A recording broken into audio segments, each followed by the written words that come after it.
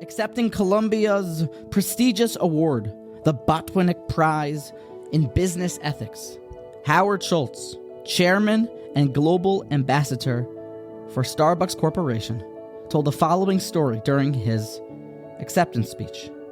I had the chance to travel abroad with other American businessmen, and when we went to Eretz Yisrael, to Israel, we had a chance to go to Mea She'arim.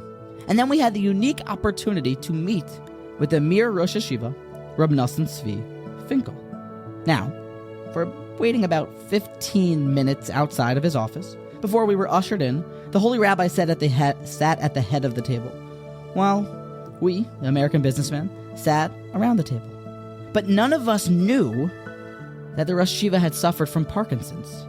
So we were unable to look at him, all kind of focusing on something else, not wanting to make eye contact with the Rosh Yeshiva to see the suffering. And then all of a sudden, the Rosh Yeshiva banged his hand down and spoke firmly and said, "Look at me, gentlemen, look at me now." And he posed a question. He said, "What was the lesson of the Holocaust?" Not really knowing what to answer, one of the gentlemen suggested that we should never forget.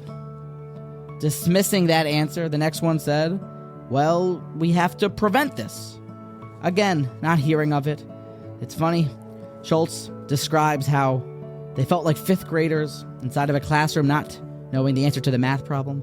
The Rosh Yeshiva spoke and answered that it was during the Holocaust that we had Jewish people being broken and bruised with days that was never-ending, back-breaking labor. And at nighttime, they would come home to barracks, wooden beds, with 6 people sharing one blanket. And they were posed with a conundrum. Should you pull the blanket towards yourself to have warmth that night or push it upon the other individuals? What we learned is that the Jewish people in those moments, they were all fighting to be able to push the blanket upon other people. Alai aniach blanket. You take the blanket. I don't want the blanket.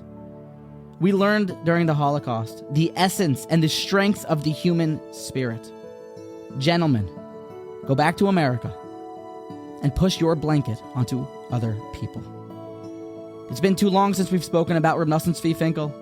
I think that if I can meet anybody in history, it would either be David HaMelech or maybe Rav Nosson Tzvi Finkel.